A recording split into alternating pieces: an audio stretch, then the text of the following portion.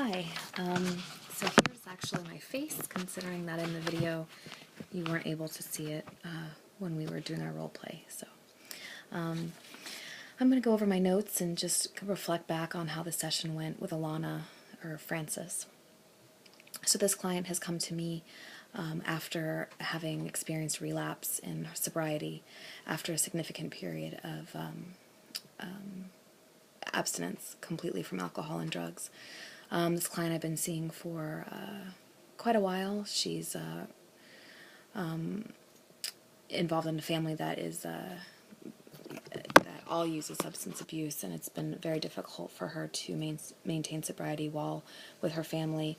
Although in the last few years, through our sessions, she's been able to really, through the use of one-on-one individual therapy and attending meetings and utilizing coping skills, she's been able to maintain sobriety. Since I've been seeing her, she's gotten married. She has a very healthy and supportive relationship with a man who also supports her healthy choices for no drug or alcohol use. This client arrived with some feelings of she appeared to be intoxicated, and stated that she'd been using every day since her recent vacation, where she and her husband went away and her family were there out of town, and she states that she had relapsed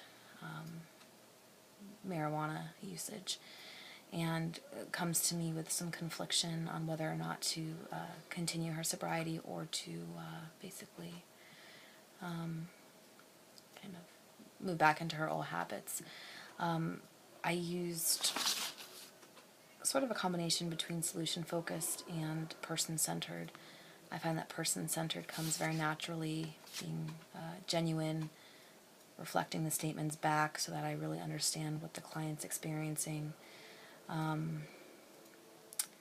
think unconditional positive regard is important, absolutely, and occasionally the use of silence, which I'm not sure I did very much in this session. I started off in the beginning a little bit, just to get the client to open up more, which worked, and empathy, really understanding the feelings that she's experiencing of confliction. I know she was very, very proud of herself for staying sober for as long as she did, so we talked a lot about the stages of change and how relapse is sometimes part of that stage, helping her to understand that that's something that we have to plan for and boost her coping skills with. So for part of my ongoing treatment with her, it would be very important to really help her develop a stronger set of coping skills for when she has an argument with her husband like she did in this case and chose to use. Also in this session I did a lot of reflecting back, a lot of clarifying, and I sort of helped her restate the issue when she came in. I really used the word relapse so that we could be very clear about what's happened here. I inquired about her feelings,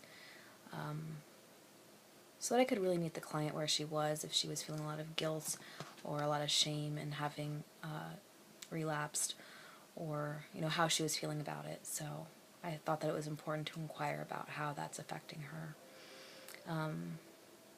And like I said before, I did use some silence in the beginning to try to get her to start opening up about the situation. I asked her, in my clarification, wanting to know what was leading up to her decision to use, and she stated, as you heard, that she had an argument with her husband and that things got out of hand. So I asked her, what does out of hand look like, just to clarify that she was safe. There is no history of abuse between domestic violence with her and her husband, but I just wanted to make sure that that hasn't changed. And then she was really sort of stuck in the idea that her family is able to use and have successful lives, so why couldn't she? So I tried to use the exception technique looking for exceptions and solution-focused to see if we could find a time when drug use has interfered with her ability to be successful in her goals, her personal and professional and social goals.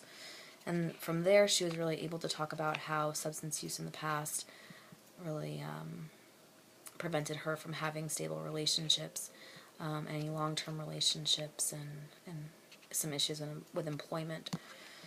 So I feel like this was a good way to get her to sort of see that, her past substance use has been problematic, and that, perhaps just a very slight shift in the thinking that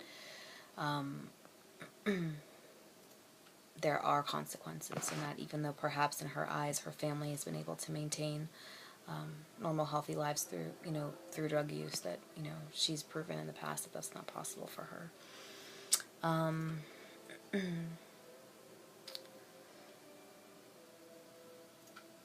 We also talked about goals in which she's succeeded in reaching through sobriety. She mentioned a job in which she loves. So I felt like it was really important to help her identify the things that she's gained in her sobriety, including a very healthy marriage, really focusing on that being a very strong, positive priority in her life. And from there, we really went into talking about her strengths. And that point started to kind of bring in more of the solution focus on repairing things with her husband as motivation for her to sort of come back into sobriety.